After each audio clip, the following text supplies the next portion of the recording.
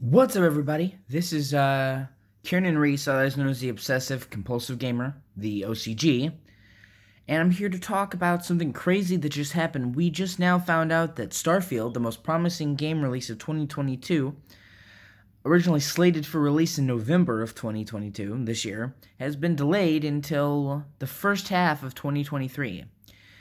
Now, that's kind of insane because that automatically takes Microsoft's biggest game for this holiday season and shifts that out of this year. And the biggest game of the year is now not in this year. But it's kind of weird because the game was supposed to come out in November, and it's May. So we're 7 months out from the game, and they just delayed it for another 6 months, up to 6 months, 7 months past when it was supposed to come out. I don't know about you, but that does not look good when you take a game and you preemptively delay it when the release isn't even close by. That's a sign that the game is having issues. And then on top of that, there is no fixed release date. There's no fixed release date. It's just first half of 2023. So we're going from a concrete day and date to, well, whenever. That's bad. That's really bad. Like, in the gaming world, that's a sign that your game is seriously troubled. Uh, and I mean, people were waiting. They were waiting for the first fruits of this Bethesda acquisition, because it's like everybody complained that Microsoft didn't have enough games, and they didn't. I agree. I love Microsoft, but they didn't. So people's like, just wait. Wait till they start getting the Bethesda games, because everybody knew it was going to take a while. Merger just doesn't start releasing exclusive games overnight. And Starfield was going to be the first opportunity, the first chance for Microsoft to show their A game, their fucking roster. And man, they they fucking borked it. Now, don't get me wrong. Let me quickly word vomit. Let me quickly clarify something. I am a total fan of getting games done, and I would rather Starfield be released later and be good than have problems and it be released now.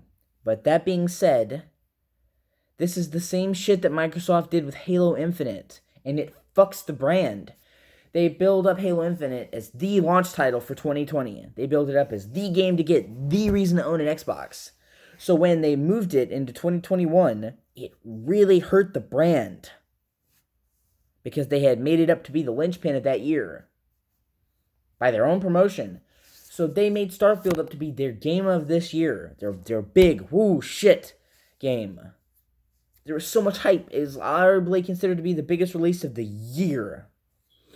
So now, it's like, to my knowledge, they don't have a big, wow title coming out for the holidays. And that is the most important time of the year for gaming. And on top of that, what this means is that it's going to be 2023 at the earliest before we start to see the fruits of this Bethesda labor. And that means, like, that's not good. That means we're gonna be we're gonna be 3 years into the console war by the time we start seeing the games come out. I don't know if you know this, but Microsoft is in a deadly competition with Sony. It's really close. Sony won last generation. They won it hands down. And PlayStation 4 sold like 115 million to Xbox is selling like 100. Xbox sold like 40 million, not 100, 40 million. So PS4 was selling like 2.5 times to 1. It's selling way more games. Like PlayStation decimated Sony last generation. So Sony is desperately trying to fix that. No, I'm sorry. Microsoft is desperately trying to fix that and come out of the gate swinging. They don't want to be dead last. They were dead last. Even Switch overtook them. So they need the games. That's what they learned. That's how Sony won. They won by the games. They're exclusives. The PS2 is the best-selling system in the world. It still is. And it was the exclusives, because it was actually the least powerful system of the generation it was in. But it had all the great exclusive games. And a game console is nothing without games. And that's why PS3 did well. That's why PS4 dominated. It's all about the games. And right now, Xbox Series X is the most powerful console in the world. Unequivocally, without a doubt, the most powerful console in the world. But it means nothing if the games aren't fucking bringing heat. And it's just a shame, because right now there's so much potential for Microsoft to just flip the table, so to speak, and kind of take over. And they're not. They're delaying, and I mean, like I said, them delaying a game when it's still 7 months from release shows that they're having fucking issues. I mean, now some people are going to say, and there is a bit of truth to this, that, oh, it's Bethesda, they delay their games all the time. Yeah, they did. But I want to state the fact that, number one, they had stopped doing that. The last 2 games they released them when they said they would. And that was good, because you don't want to get people's hopes up with the lots of delays. Delays can fuck up hype for your game. And 2, this was the big one. This is Holiday's must-play game for 2022. The biggest game of the year. This is going to be the game that makes Sony fans wish they had an Xbox. I have both. I have a PS5 and a Series X, so I'm laughing my ass all the way to the bank. But this is just kind of an insane delay. And kind of shocks me a little bit, because, like I said, it's unprecedented for them to be like, we're still 7 months away from releasing. Let's delay it another 7 months to a year. Just ambiguously, just delay it. Just not even give you a day win, guys. And then you have to take into account the fact that Starfield still does not have any gameplay. They have not shown a single footage of in-game gameplay. And everyone's like, well, Bethesda does that. Well, fuck that. That's stupid. You want people to be hyped for your game, you show gameplay. I feel like the fact that I have to argue about that is kind of indicative of where we are in society, where it's like people are kind of freaking me out a little bit. But that's not the point of the video. And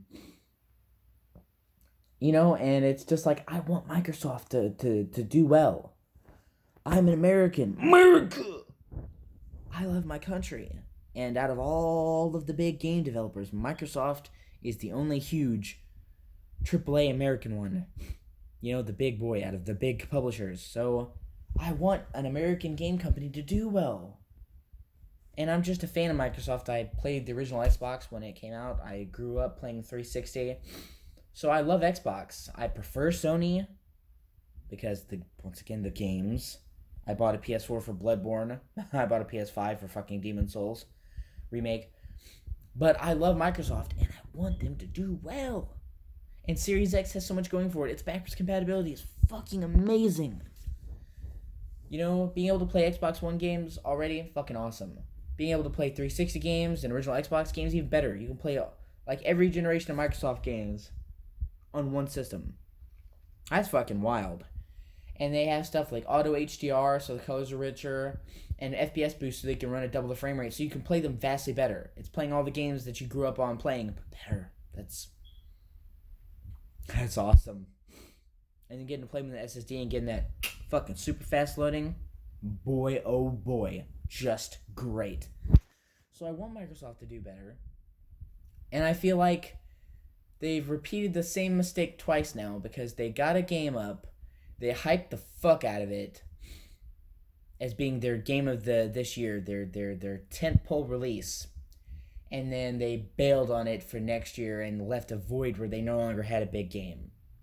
If they hadn't announced the release date before it was ready, it wouldn't be a problem. And if they hadn't made it their linchpin title for this year, it would have been a problem. It would have been, oh, it's disappointing, but it's not. Oh, their main game is now fucking gone. What do they got?